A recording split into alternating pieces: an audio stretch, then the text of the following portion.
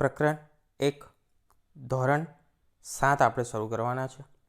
ધોરણ 6 પૂરું કર્યું જીસીઆરટીમાં, અને એનું જે લાસ્ટ ચેપ્ટર છે, ચેપ્ટર નંબર 17, એ આપણા માટે કોઈ કામનું છે નહીં, એટલા માટે એને આપણે સ્કીપ કર્યું છે. આજે શરૂ કરવાના છે ધોરણ 7, અને તેનું પહેલું ચેપ્ટર છે રાજપૂત યુગ, તેના નવા શાસકો અને અનેક નવા રાજ્યોનો ઉદય. આપણે ધોરણ 6માં હર્ષવર્ધનના રાજ્ય સુધીને ભણી ગયા. આપણો ઇતિહાસ, પ્રાચીન ઇતિહાસમાં હર્ષવર્ધનના સમય સુધીને ઇતિહાસ જે છે તેને આપણે પ્રાચીન ભારતના ઇતિહાસમાં ગણીએ છીએ. ત્યાર પછી શરૂ થાય છે રાજપૂત યુગ, સલ્તનત યુગ અને મુઘલ યુગ, મુઘલ સમય.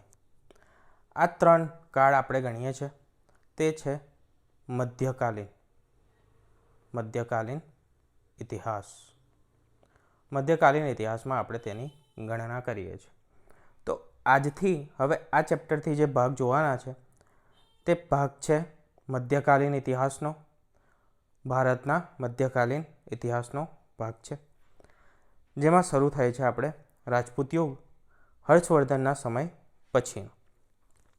હર્ષવર્ધન અને જે દક્ષિણમાં રાજા હતો તેનું નામ હતું પુલકેશિન. તો પુલકેશિન બીજા અને હર્ષવર્ધનના મૃત્યુ પછી તેમના જે રાજ્ય હતા તેનો અંત થયો અને નવા રાજ્યોનો ઉદય થયો. રાજપૂત યુગ છે તે લગભગ 500 વર્ષ સુધીનો સમયગાળો છે. ઈસવીસન 700થી લઈને ઈસવીસન 1200 સુધી. ઈસવીસન 1200 પછી ધીરે ધીરે મુસ્લિમ આક્રમણો થવા લાગે છે અને સલ્તનત યુગનો પ્રારંભ થાય છે. તો 500 વર્ષનો સમયગાળો, તેના અંદર કયા કયા શાસકો થઈ ગયા, કયા કયા રાજવંશો થઈ ગયા, તેની આપણે માહિતી લઈશું. સૌપ્રથમ વાત કરીએ ઉત્તર ભારતની. તો 7મી સદીમાં સમ્રાટ હર્ષવર્ધનનું અવસાન થયું. ઉત્તર ભારતમાં હર્ષવર્ધનનું શાસન હતું અને તેનું 7મી સદીમાં અવસાન થયું. દક્ષિણ ભારતમાં વાત કરીએ તો જે રીતે પ્રતાપી રાજા હર્ષવર્ધન ઉત્તર ભારતમાં હતો, એ જ રીતે પુલકેશિન બીજા તે હતો દક્ષિણ ભારતના રાજા. અને દક્ષિણ ભારતનો મોટાભાગનો જે વિસ્તાર હતો, મોટાભાગનો જે એરિયા હતો, તેના પર શાસન ચલાવતા હતા પુલકેશિન બીજા.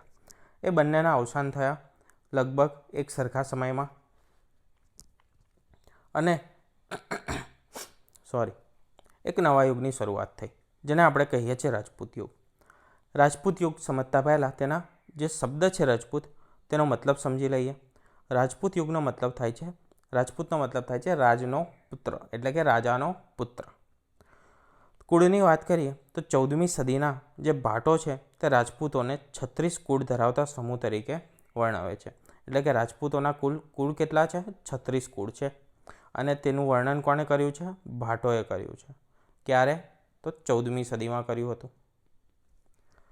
પરિણામની વાત કરીએ તો વિશાળ સામ્રાજ્યોનું નાના નાના સ્વતંત્ર સામ્રાજ્યોમાં વિભાજન થયું.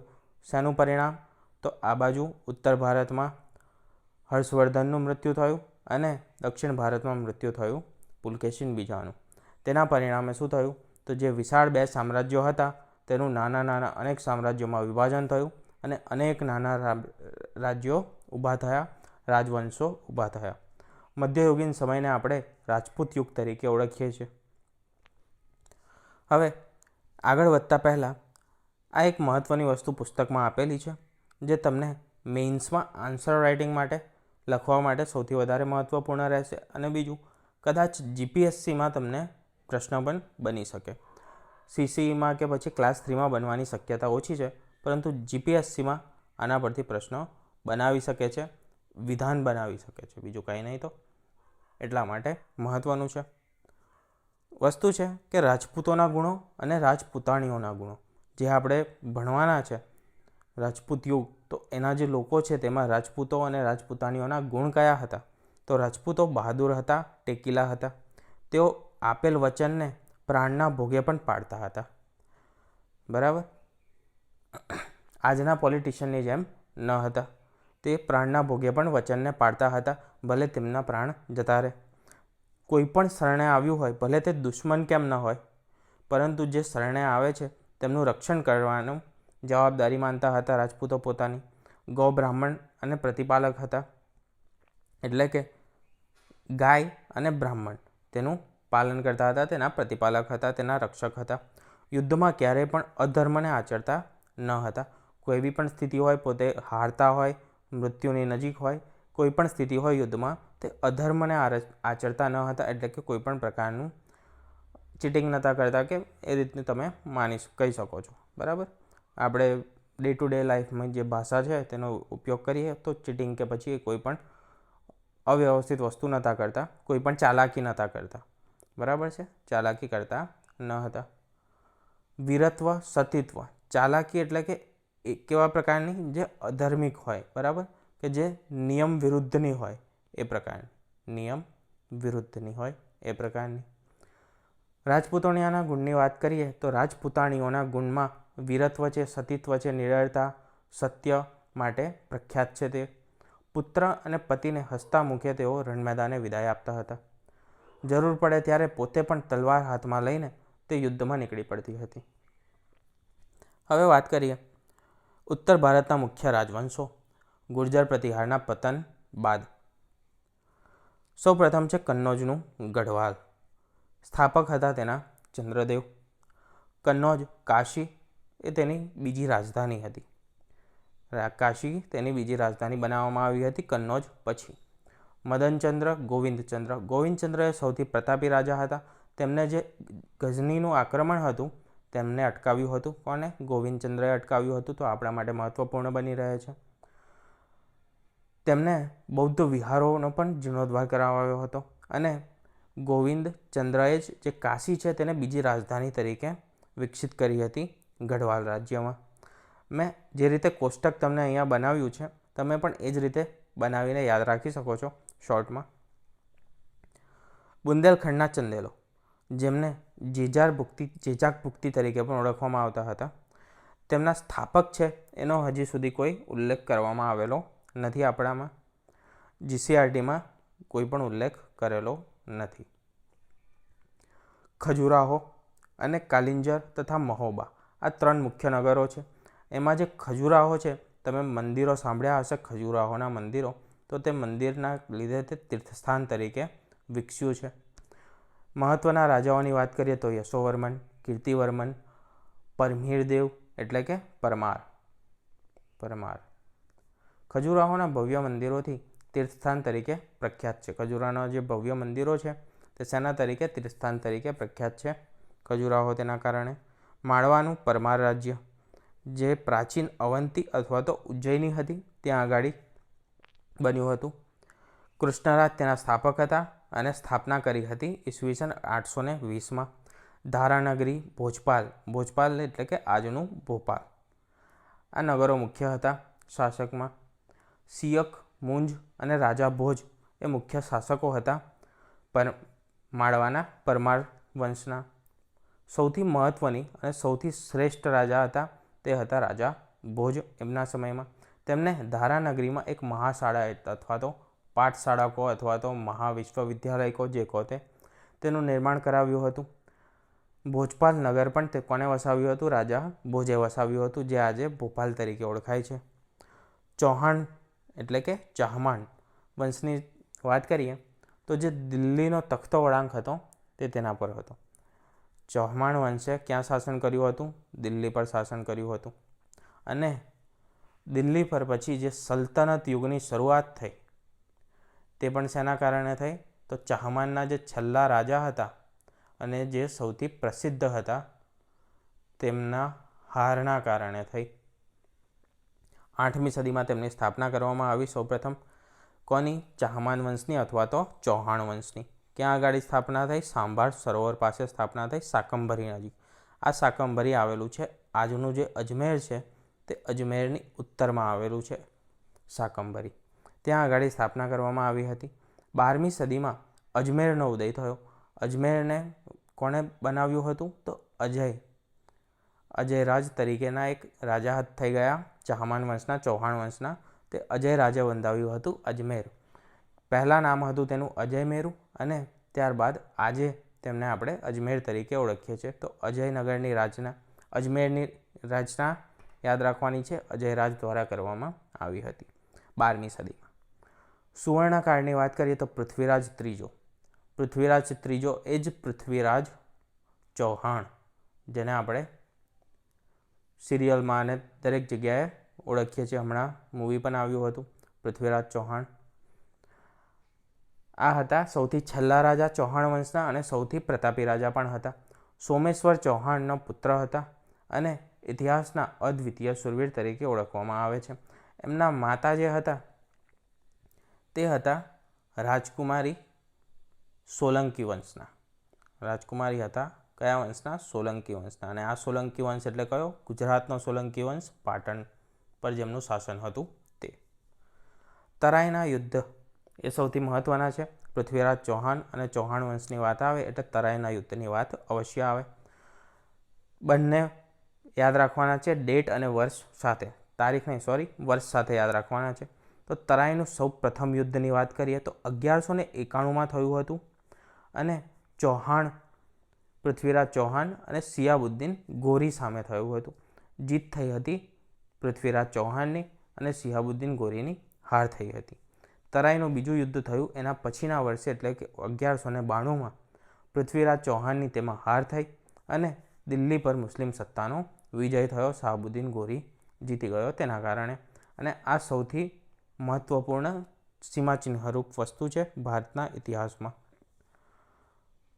તરાઈનું પ્રથમ યુદ્ધ તારીખ સાથે યાદ રાખવાનું છે, એટલે કે વર્ષ સાથે યાદ રાખવાનું છે. તરાઈનું બીજું યુદ્ધ એ પણ યાદ રાખવાનું છે. પૃથ્વીરાજ ચૌહાણ અને સિહાબુદ્દીન ગોરી વચ્ચે થયું હતું બંને યુદ્ધો. પહેલામાં પૃથ્વીરાજ ચૌહાણની જીત થઈ હતી અને બીજામાં પૃથ્વીરાજ ચૌહાણની હાર થઈ હતી. બરાબર છે. તો આ બે મુખ્ય સૌથી મહત્ત્વના પોઈન્ટ થયા ચેપ્ટરમાં, ઇમ્પોર્ટન્ટ. બરાબર છે. એની આગળ મોસ્ટ લગાવી દેજો. બીજા 2-3 મોસ્ટ લગાવવા હોય તો પણ લગાવી શકો છો. આગળ વધીએ. હવે વાત કરીએ ગુજરાતના રાજપૂત યુગની. ભારતના રાજપૂત યુગની વાત કરી, હવે કરીશું ગુજરાતના અને ત્યારબાદ કરીશું આપણે દક્ષિણ ભારતના રાજપૂત યુગની. ગુજરાતના રાજપૂત યુગમાં સૌપ્રથમ વાત કરવાના છે ચાવડા વંશની સ્થાપનાની. સ્થાપના થઈ હતી 8મી સદીમાં મધ્યમાં. આશરે વર્ષ હતું 756નું. સ્થાપક હતા વનરાજ ચાવડા અને તેમણે સ્થાપના કરી હતી સરસ્વતી નદીના કિનારે. ક્યાં આગળ સ્થાપના કરી હતી? વનરાજ ચાવડાએ સરસ્વતી નદીના કિનારે તેની સ્થાપના કરી હતી રાજ્યની. નામ આપ્યું હતું તેના બાળપણના મિત્ર હતા અનહિલ ભરવાડ. તેના નામ પરથી એક નગર વસાવ્યું, તે હતું અનહિલપુર પાટણ, અને બીજું વસાવ્યું તે હતું ચાંપાનેર. બરાબર. અને આ જે ચાંપાનેર છે તે યુનેસ્કોની સાઇટ પણ છે. યુનેસ્કોની વર્લ્ડ હેરિટેજ સાઇટનો પણ ભાગ છે ચાંપાનેર. ક્યાં આવેલું છે? તો પાવાગઢ પાસે આવેલું છે ચાંપાનેર. પાવાગઢ પાસે. મુખ્ય જ્યાં જ્યાં તેને શાસન કર્યું તેની વાત કરીએ તો વઢવાણ પાસે તેમનું શાસન હતું, એ પણ તેમનો હિસ્સો હતો. દીવ જે છે સ્થળ તે પણ તેમનો હિસ્સો હતો તેમના સામ્રાજ્યનો. ઓખામંડળ, પાટગઢ જેને લખપત તરીકે ઓળખીએ છીએ, અને લખપત ક્યાં આવેલું છે? તે આવેલું છે કચ્છમાં. ભદ્રાવતી એટલે કે કચ્છનો જે વિસ્તાર છે તે. ત્યાર પછી આવે છે સોલંકી વંશ. ચાવડા વંશ પછી કયા વંશ આવે છે? સોલંકી વંશ આવે છે અને તેને ગુજરાતનો સુવર્ણયુગ ગણવામાં આવે છે. ભારતનો સુવર્ણયુગ કયો છે? ભારતનો સુવર્ણ યુગ એટલે કયો? આ વસ્તુ આપણે ભણી ગયા છે ક્લાસ 6માં. મને કમેન્ટમાં જણાવજો કે ભારતનો સુવર્ણયુગ કયો છે. મુખ્ય શક્તિશાળી શાસકોની વાત કરીએ તો મૂળરાજ પ્રથમ, ભીમદેવ પ્રથમ, સિદ્ધરાજ જયસિંહ, કુમારપાળ અને ભીમદેવ બીજું. આટલા શાસકો તમારે મુખ્ય યાદ રાખવાના છે ગુજરાતના સુવર્ણયુગમાંથી, એટલે કે સોલંકી વંશના રાજાઓમાંથી. રાણી ઉદયમતી, જેમને બંધાવી હતી રાણીની વાવ. આજે જ વાવ પર એક તેના પ્રકાર અને તેની જે મુખ્ય વાવ છે તે યાદ રાખવા માટે એક તમને શોર્ટ્સ અપલોડ કર્યો છે. ચોક્કસથી જોઈ લેજો, કારણ કે વાવ પરથી આપણને ક્વેશ્ચન સૌથી વધારે પૂછાય છે પરીક્ષામાં. જૂનાગઢના રાખેંગાળના પુત્રી હતા રાણી ઉદયમતી. પાટણમાં વિશ્વ પ્રસિદ્ધ જે રાણકી વાવ છે, જે વર્લ્ડ હેરિટેજ સાઇટનો પણ હિસ્સો છે, તેનું નિર્માણ કરાવ્યું હતું રાણી ઉદયમતીએ. બીજા એવા સૌથી મહત્ત્વના રાણી છે તે છે રાજમાતા મિનળદેવી અથવા તો મયલણના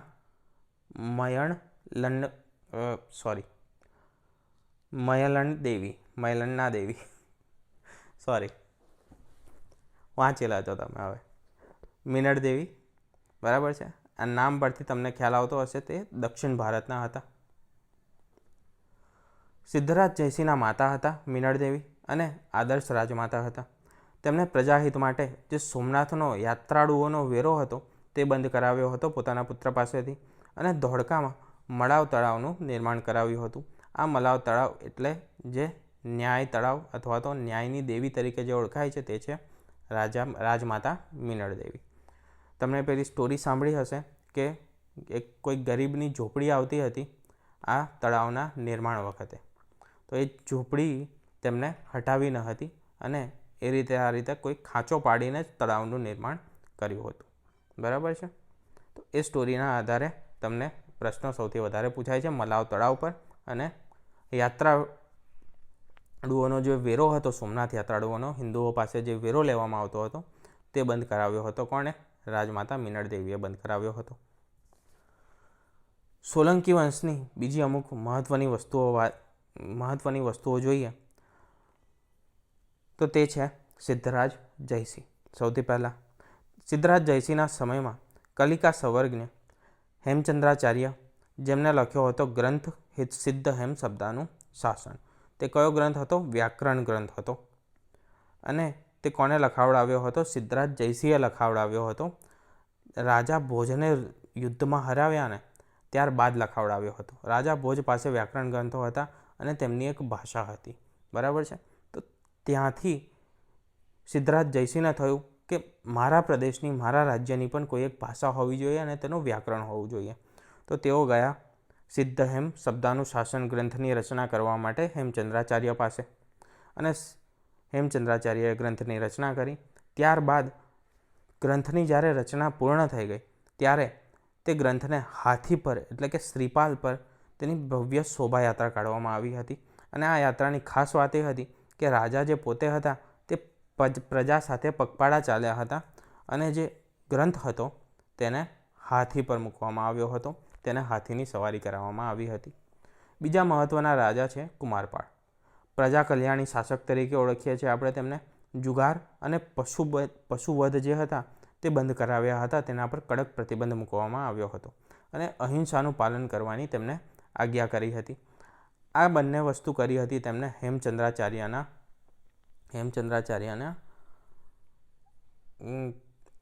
અનુરોધથી. બરાબર. હેમચંદ્રાચાર્યના અનુરોધથી વસ્તુઓ કરી હતી બંને. હેમચંદ્રાચાર્યએ કુમારપાળ ચરિત્ર રચીને તેમની પ્રતિષ્ઠામાં વધારો કર્યો હતો. હેમચંદ્રાચાર્યએ કયું પુસ્તક બીજું લખ્યું છે? તો કુમાર ચરિત્ર પણ બીજું એક પુસ્તક લખ્યું છે. હેમચંદ્રાચાર્યના બીજા પણ ઘણા પુસ્તકો છે જે આપણને પરીક્ષામાં પૂછાય છે. કયા છે તમને ખ્યાલ છે? ખ્યાલ હોય તો એકાદ કમેન્ટમાં લખજો જેથી બીજાને પણ ખ્યાલ આવે. મૂળરાજ બીજો એ અજયપાળના અવસાન બાદ સૌથી નાની ઉંમરે ગાદીએ આવ્યો હતો અને 1178માં નાડોલના રાજા કેવહણ અને કીર્તિપાલની મદદથી તેને શાહબુદ્દીન ગોરીને હરાવ્યો હતો અને તેને ગુજરાતના આક્રમણથી બચાવ્યું હતું. ગુજરાતને. વાઘેલા વંશ. સોલંકી વંશનું પતન થતાં વાઘેલા વંશ આવ્યો. વાઘેલાઓ જે હતા તે સોલંકી વંશમાં સરદાર તરીકે સેવા આપતા હતા. ગુજરાતમાં રાજપૂત સત્તાનો અંત આવ્યો વાઘેલાઓના અંત સાથે જ. વાઘેલાઓના ઉદ્ભવની વાત કરીએ તો સોલંકીના વફાદાર સરદાર હતા. મૂળ ચૌલુક્ય જાતિના હતા. સોલંકીઓએ અર્ણોરાજને શું આપ્યું હતું? વ્યાઘ્રપાલી આપ્યું હતું. તેને વાઘેલ તરીકે પણ ઓળખવામાં આવે છે. વ્યાઘ્રપાલી ગામ આપ્યું હતું ભેટમાં.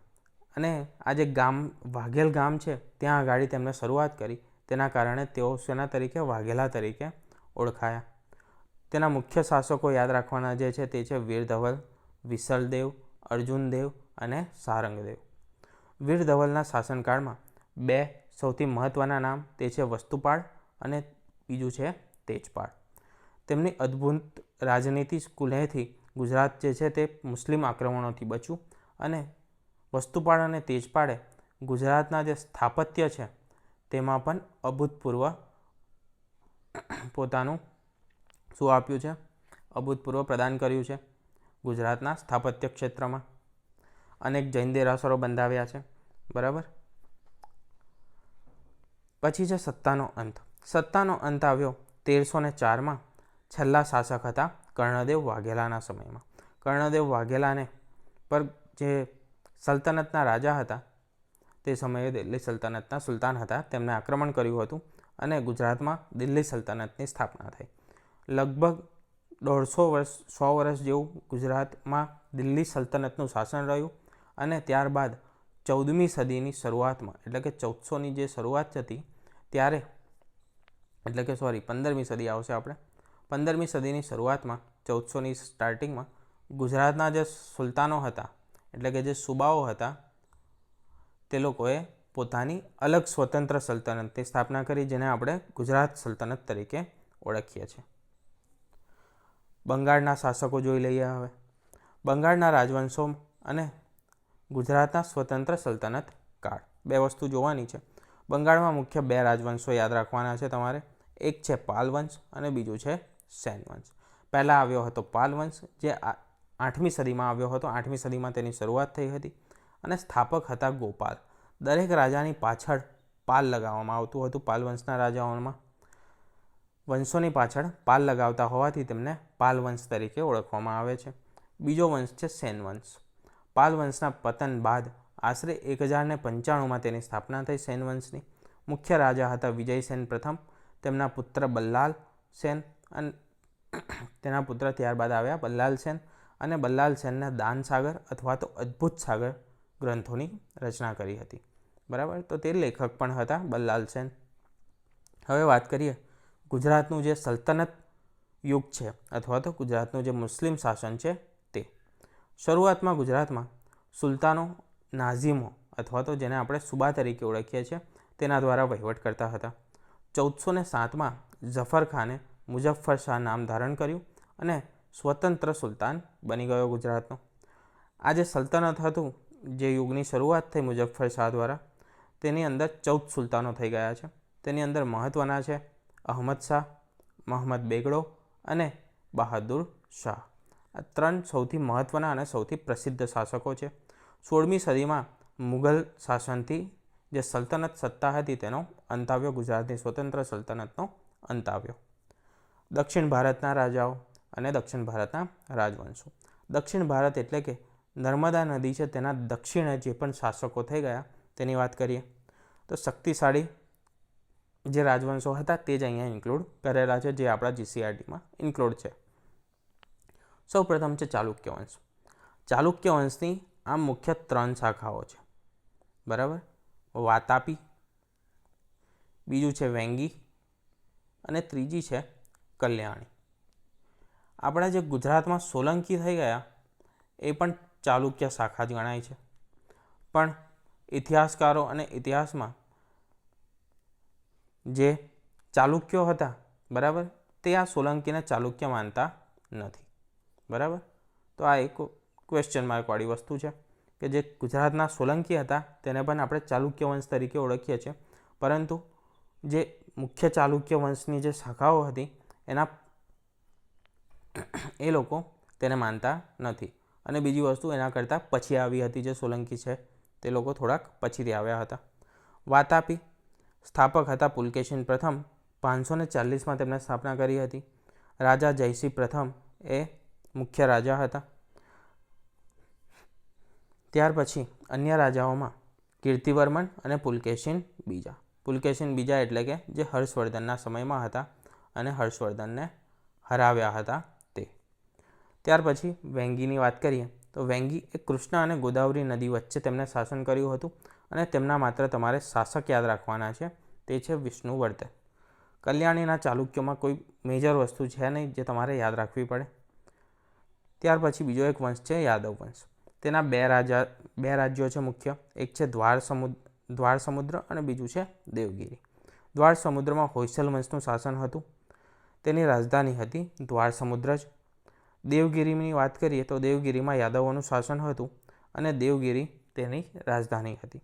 આજે દેવગિરી છે એટલે કે આજનું દૌલતાબાદ. પછી મુખ્ય વંશ છે તે છે રાષ્ટ્રકૂટ વંશ. રાષ્ટ્રકૂટ વંશમાં ચાલુક્યોની પડતી બાદ તેનો ઉદય થયો હતો, એટલે કે ચાલુક્યનો અંત થયા પછી રાષ્ટ્રકૂટ વંશનો ઉદય થયો.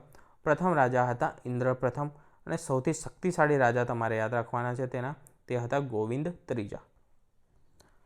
દક્ષિણ ભારતના અન્ય પ્રમુખ રાજવંશોની વાત કરીએ તો કાકતીય વંશ છે, પલ્લવ વંશ છે, ચોલ વંશ છે અને પાંડ્ય અને ચેર વંશ છે. કાકતીય વંશ એ કૃષ્ણા અને ગોદાવરી નદી વચ્ચેના વિસ્તારમાં શાસન કરતા હતા કલ્યાણીના ચાલુક્યના પતન પછી. જ્યાં આગળ કલ્યાણીના ચાલુક્યો શાસન કરતા હતા એ જ જગ્યાએ કાકતીય વંશની શરૂઆત થઈ પતન બાદ ચાલુક્યના, અને તેમની રાજધાની હતી વારંગલ. બરાબર, શું હતી? વારંગલ હતી. વરંગલ લખેલું ગયું છે, વારંગલ. સ્થાપક પલ્લવ વંશના હતા બપ્પાદેવ અથવા તો બપ્પદેવ. તેમની રાજધાની હતી કાંચીપુરમ. મહત્ત્વના શાસકોની વાત કરીએ તો મહેન્દ્રવર્મન પ્રથમ, નરસિંહવર્મન પ્રથમ અને નરસિંહવર્મન બીજા. ચોલ વંશ તાંજોર, ત્રિચનાપલ્લી અને પુદુકોટ્ટઈ આ મુખ્ય સ્થળો હતા જેના પર ચોલ વંશનું શાસન હતું, અને તાંજોર જે હતી તે તેમની રાજધાની હતી. રાજરાજ પ્રથમ, રાજાધિરાજ પ્રથમ અને રાજેન્દ્ર પ્રથમ તે તેના મહત્ત્વના શાસકો હતા. પાંડ્ય અને ચેરની વાત કરીએ તો પાંડ્ય એક નાનું રાજ્ય હતું, પરંતુ વેપાર માટે એક મોટું મથક હતું. વેપારનું ઘણું મહત્ત્વનું મથક હતું. ચેરની વાત કરીએ તો ચેર એ આજનું જે કેરળ છે તે પ્રદેશને ત્યાં આગળ શાસન કરતા હતા, અને ચેરને કેરળ અથવા તો મલયાલમ તરીકે પણ ઓળખવામાં આવે છે. પ્રથમ શાસક હતા અયન અને સૌથી સર્વશ્રેષ્ઠ પ્રસિદ્ધ શાસક હતા તે હતા સેતુંગવન. રાજપૂત યુગની વહીવટી અને શાસકીય વ્યવસ્થા કેવી હતી? તો સૌપ્રથમ સૌથી સર્વોચ્ચ સ્થાન હતું રાજાનું, તે સર્વોચ્ચ વડા હતા શાસનના. પદ જે હતું રાજાનું તે વંશ પરંપરાગત હતું, પરંતુ જે જ્યેષ્ઠ પુત્ર હશે તે જ રાજા બને એ પ્રકારની કોઈ પણ વ્યવસ્થા હતી નહીં. એ પ્રકારનું ફરજિયાત કરવામાં આવ્યું ન હતું. ઉત્તરાધિકાર જે હતો તે જે યુવરાજ હતો તે ઉત્તરાધિકાર બનતો હતો, અને યુવરાજ રાજાને લાગે તે વ્યક્તિને બનાવતો હતો, પોતાના પુત્રને બનાવતો હતો. તે જ્યેષ્ઠ જ હોવો જોઈએ એ પ્રકારની વ્યવસ્થા ન હતી. એક ઉદાહરણ એવું પણ જોવા મળે છે જે કાશ્મીરમાં છે, અને કાશ્મીરના રાજા જે યસ્કર હતા તેમની પસંદગી કરી હતી ત્યાંની જે બ્રાહ્મણ સભા હતી તે લોકોએ કરી હતી. એટલે કે પસંદગીના આધારે પણ રાજા બનતા હશે એ સમયમાં તેવું આપણે કહી શકીએ. ઇન શોર્ટ એક પ્રકારની ચૂંટણી થઈ, એટલે કે જે પ્રજા છે, જે મુખ્ય સભાઓ છે તેમની પસંદગીના રાજા પણ બનતા હતા. મંત્રીમંડળની વાત કરીએ તો અમાત્ય અને સચિવો એ મુખ્ય પદ હતા. મંત્રણા, રાજનીતિ વગેરે કરવાનું કાર્ય કરતા હતા અમાત્ય એટલે કે આજના જે મંત્રી ગણાય, બરાબર, એ રીતના. એટલે કે જે રાજા છે તેની નીચે સૌથી મુખ્ય વ્યક્તિ, મુખ્યમંત્રી રાજાના, તે ગણાતા હતા અમાત્ય. સચિવ કોને કહેવાતા હતા? તો જે લડાઈ છે અને સુલેહ કરવાનું કામ કરતા હતા. એટલે કે યુદ્ધ કરવું કે ન કરવું, કે પછી જે યુદ્ધ થયું છે કે પછી જે દુશ્મન દેશ છે તેમની સાથે સંધિ કરવી, સુલેહ કરવી, યુદ્ધને અટકાવી દેવું, એ તમામ વસ્તુઓનું ધ્યાન કોણ રાખતા હતા? સચિવો રાખતા હતા. એમાં પણ સચિવોનો એક ઓપિનિયન હોતો હતો, એક સલાહ હોતી હતી જે કોને આપતા હતા? રાજાને આપતા હતા. અંતિમ નિર્ણય કોનો રહેતો? રાજાનો રહેતો હતો. અન્ય હોદ્દાઓની વાત કરીએ તો મહાપ્રતિહાર અને દંડનાયક. નામ પરથી તમને ખ્યાલ આવતો હશે. દંડનાયક એટલે કે પોલીસ પ્રકારનું કાર્ય હશે, બરાબર છે, ન્યાય આપવાનું ઇન શોર્ટ કાર્ય કરતા હશે. દંડનાયક એટલે કે જે ન્યાયાધીશ હશે તે પોલીસવાળું, ભૂલથી થઈ ગયું, બરાબર, ન્યાયાલય. નગરનો જે સભા હતી તેનો વડો નગરપતિ તરીકે ઓળખાતો હતો, નગરસભાનો. અને જે ગ્રામ પંચાયતનો વડો હતો તેને મુખી અથવા તો સરપંચ તરીકે ઓળખવામાં આવતું હતું, અને આ નામો હજી આજ સુધી પણ ચાલી આવ્યા છે. રાજપૂત યુગમાં આર્થિક અને વેપારી વ્યવસ્થાની વાત કરીએ તો વાણિજ્યિક વિભાગમાં વિદેશી વેપાર પર જકાત વસૂલ કરવામાં આવતી હતી. જે વસ્તુઓ છે તેનું મૂલ્ય ઠરાવવું, એટલે કે તેનું મૂલ્ય નક્કી કરવું, એ વસ્તુ કોણ કરતું હતું? વાણિજ્ય વિભાગ કરતું હતું. રાજ્ય માટે જરૂરી વસ્તુઓ મંગાવવાની વ્યવસ્થા પણ વાણિજ્ય વિભાગ દ્વારા કરવામાં આવતી હતી. જમીન કર અને મહેસૂલ એટલે કે રાજપૂતા યુગમાં જમીન પર કર તેને આપણે ભાગ તરીકે ઓળખતા હતા. તો ભાગ એટલે કે જમીન પર લેવામાં આવતો કર. દર, જે કરનો દર છે એટલે કે રેટ જે છે તે કેટલો હતો? તો 1/6 હતો, એટલે કે છઠ્ઠા ભાગનો. 100 રૂપિયા તમે કમાવો છો, બરાબર, તેના પરથી તો 16.66 રૂપિયા કોને આપવાના? રાજાને આપવાના હતા કર સ્વરૂપે. એટલે કે જમીનની ઉપજનો છઠ્ઠો ભાગ તમારે રાજાને કર સ્વરૂપે આપવાનો હતો. પ્રખ્યાત બંદરોની વાત કરીએ તો દરિયાઈ વેપાર માટે ગુજરાતના 2 વિશ્વ પ્રસિદ્ધ બંદરો હતા. એક હતું સ્તંભતીર્થ અને બીજું હતું ભૃગુ કચ્છ. ભૃગુ કચ્છ એટલે કે ભરૂચ અને સ્તંભતીર્થ એટલે કે આજનું ખંભાત. 8મી સદીથી લઈને 12મી સદીમાં વિદેશી આક્રમણો, રાજપૂત યુગનો અસ્ત, તેની વાત કરીએ તો 8મી સદીમાં શરૂઆતી આક્રમણો થયા. તેમાં મોહમ્મદ બિન કાસિમ અને સબુક તેગીન આક્રમણો મહત્ત્વના છે. સત્તા સ્થાપવામાં આ બંને આક્રમણો કેવા રહ્યા હતા? નિષ્ફળ રહ્યા હતા બંનેના આક્રમણો. તે લોકો સત્તા પણ સ્થાપી શક્યા ન હતા અને માત્ર લૂંટફાટ કરી શક્યા હતા કે પછી થોડું ઘણું યુદ્ધ કરી શક્યા હતા, બરાબર. એ લોકો સફળ રહ્યા ન હતા બંને જીતવામાં કે પછી શાસન સ્થાપવામાં. બીજી વાત, ત્યાર પછી બીજો ફેઝ આવ્યો, તે હતો 1000થી લઈને 1026નો, જેમાં મહમ્મદ ગઝનીએ આક્રમણો કર્યા. અને ગઝની માત્ર શેના માટે કરતો હતો? લૂંટવા માટે આક્રમણો કરતો હતો, કારણ કે તેને ખ્યાલ હતો કે ભારત જે છે તે સૌથી સમૃદ્ધ પ્રદેશમાંનો એક છે. ભારતની સંપત્તિ જોઈને અવારનવાર તેને ચડાઈ કરી હતી. ભારતીય શાસકોમાં એકતાનો એ સમયે અભાવ હતો, તેના કારણે ગઝની આવતો હતો અને લૂંટીને જતો રહેતો હતો પ્રદેશો, અને તેમાં પણ મુખ્યત્વે શું લૂંટતો હતો? મંદિરો લૂંટતો હતો. તેને સોમનાથ મંદિરને પણ લૂંટ્યું હતું. એ આપણા ગુજરાતના હિસ્ટ્રીમાં સૌથી મહત્ત્વનો મુદ્દો છે. 1026માં સોમનાથ મંદિર પર આક્રમણ કરીને તેને અઢળક સંપત્તિની લૂંટ કરી હતી. 12મી સદીના અંતની વાત કરીએ તો તે વખતે આવ્યો શિહાબુદ્દીન ગોરી, અને શિહાબુદ્દીન ગોરી પહેલાં આવ્યો હતો ગુજરાત બાજુ. 1178માં તેની હાર થઈ. ગુજરાતમાં એ સમયે શાસન હતું મૂળરાજ બીજાનું. મૂળરાજ બીજા કેવા હતા? નાના હતા એ સમયે, અને તેમના માતા એ સમયે વહીવટદાર તરીકે કાર્ય કરતા હતા. તો તેમને હાર આપી હતી કોને? શિહાબુદ્દીન ગોરીને 1178માં. ત્યારબાદ 1192માં જે તરાઈનું બીજું યુદ્ધ થયું પૃથ્વીરાજ ચૌહાણ સાથે, તેમાં શિહાબુદ્દીન ગોરીની જીત થઈ અને તેને પૃથ્વીરાજ ચૌહાણને હરાવી દીધા. તેના કારણે શું થયું? તો કે દિલ્હીમાં દિલ્હી સલ્તનતની સ્થાપના થઈ, અને સૌપ્રથમ સ્થાપક હતો તે હતો ગુલામ વંશ, કારણ કે શિહાબુદ્દીન ગોરીનો ગુલામ હતો, તેને તે ત્યાં મૂકીને ગયો હતો શાસન કરવા માટે, અથવા તો સુબા તરીકે મૂકીને ગયો હતો. તેથી તેને ગુલામ વંશ તરીકે ઓળખવામાં આવે છે સૌપ્રથમ વંશને. આ ઐતિહાસિક જે પરિવર્તન છે તેના સાથે 500 વર્ષનો જે લાંબો સમયગાળો હતો રાજપૂત શાસનનો, રાજપૂત યુગનો, તેનો ગૌરવશાળી અંત થયો, બરાબર. તો આ હતું આપણું ચેપ્ટર રાજપૂત યુગનું. હવે આપણે નેક્સ્ટ આવશે તે આવશે સલ્તનત યુગ પર. સલ્તનત